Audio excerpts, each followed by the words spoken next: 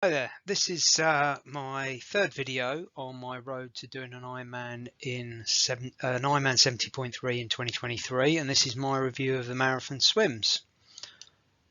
Okay, so what was the purpose of doing this event?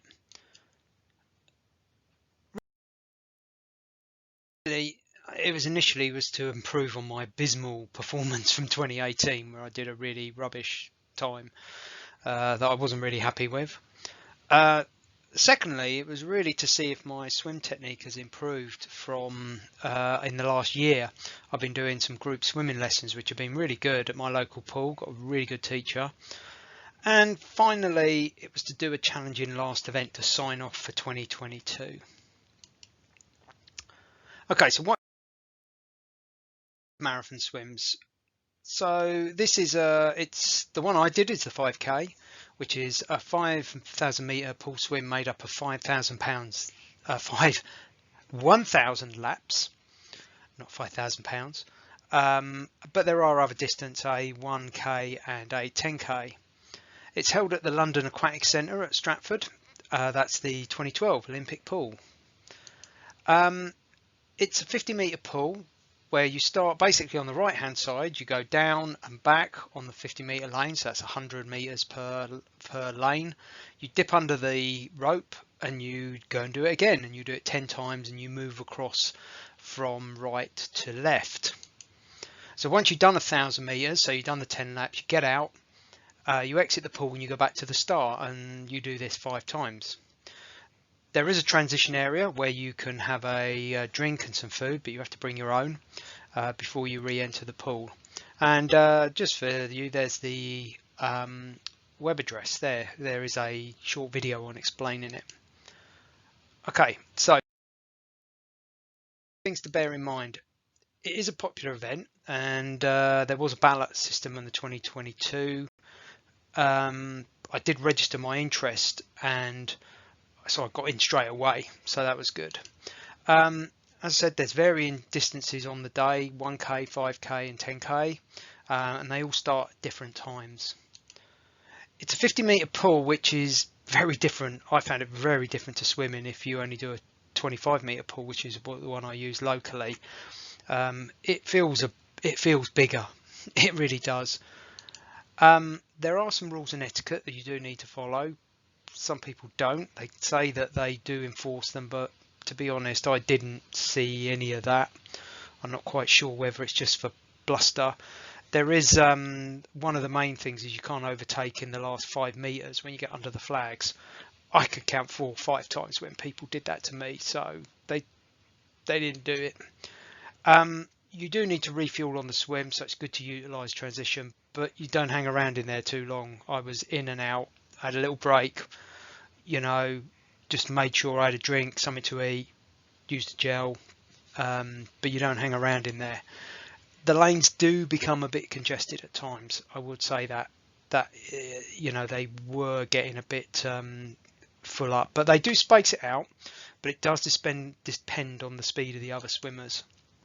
And some people are really fast. I mean, they really go for it, but that wasn't me. Okay, so here's my times. How did I do? Well, I finished the event, which was good, and I did an overall time of 2:21:01. Did about 9 minutes in transition. Actual swim time was 2:11:59, so just a bit under 2:12. Best lap was the first one, and then held it pretty steady. And the only one that wasn't very good was the final one, where I just did 29:39.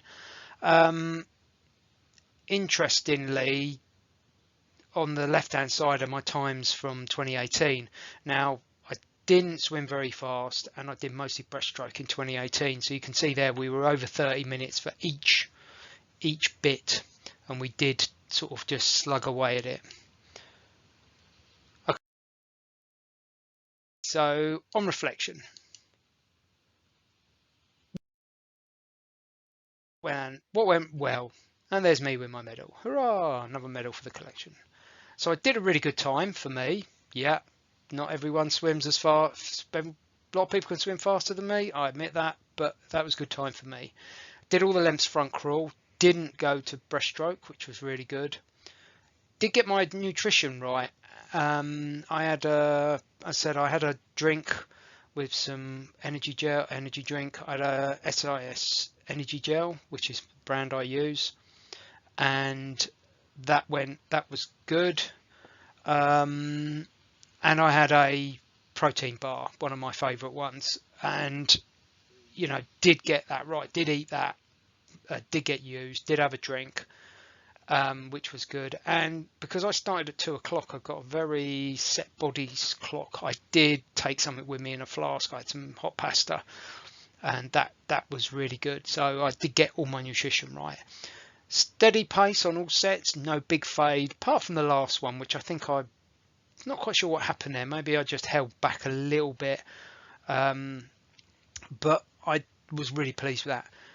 Mentally cope with the repetition. Now, I don't know if many of you have done pool swims, but going up and down a pool for over 2 hours is not the most fun thing. There's just the bottom of the pool to look at. It is quite tough mentally, and knowing when you get out you've still got to do another 4 laps, it's not easy. And I think I kept my mind active, tried not to think too many negative things, really just kept steady on it. No adverse effects on my back or MCL, which is the ligament injury that I had previously. So again, really pretty much the stuff that went well. Okay, what didn't go to plan? Didn't have a great last 1,000, bit too slow. I was keep holding off to about the last 100, and I really should have gone for it a bit earlier. But I think some of that was I was getting passed by a lot of the 10k people, the swimmers that were doing the 10k were just started on my 4th lap. So I was running into them, and I think I got caught in a bit of traffic. I had to stop when I got to the end of the lane. I was waiting for some of them to go past me, because you really don't want them on your feet. The other issue was the 1k swimmers in the middle of the race. So I was doing the one, I think it was on 3rd lap, all the 1k swimmers started, and they were really fast. I mean, why you'd want to pay for an event to do 1,000 meters in a pool, it baffles me really. It's the old Naomi Campbell, it's not worth getting out of bed for. One of her famous quotes when she was a model. And they really, that's where I felt I got chopped up a bit by some of these people going past quite aggressively on a couple of them. But, there you go. I was steady, but I didn't have any speed. If there's one thing I need to improve in my swimming, I need to add some speed to it, because I was very not ploddy, but I was very one-paced. So that really didn't help.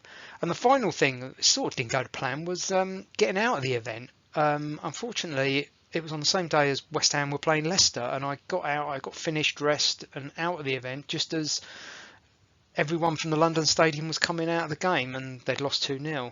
And then getting back to Westfields to get the tube was really took a long time because of crowd control.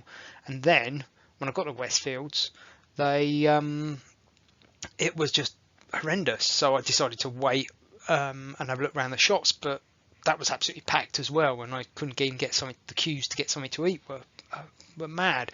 I mean, yeah, it was just really busy. So it was a long day getting back home, but that was just bad luck on the day, to be honest. Okay, so what are my next steps? Well, we're going to finish off the maintenance program that I've been working on, which just to keep my fitness going for the last bit. I've got to stay injury free and healthy. So I've had my boosters and my flu jabs and everything. So now it's just about not getting a cold and not getting ill. Plan the training for 2023 because I have booked my race. I'm going to go and do the Ironman 70.3 at Stafford in June next year. And that's the next thing there is I've got to start sorting out logistics for Stafford. I have been watching a lot of Stafford videos about Stafford Ironman.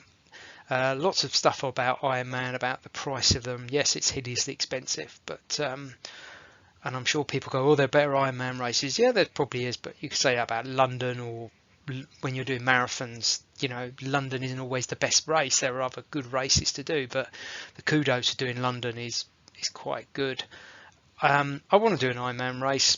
It's a free country. I can do what I want and pay my money, and it's the right time of the year for me. So, and then the final thing I need to do is just look at my kit for next year, just see where we are, see what Black Friday and the end of year sales can bring, maybe a bargain to replace some old kit and get it broken in before the race.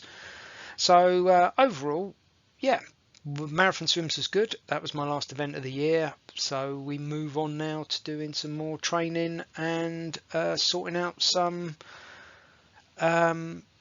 stuff for next year. So thanks for watching. I hope you found this interesting. I personally would recommend doing Marathon Swims as an event. It is tough. It's a good race to do, and it does put your swimming to the test. And it's always good. The pool's lovely, I must say, in London. So thanks a lot. Bye bye.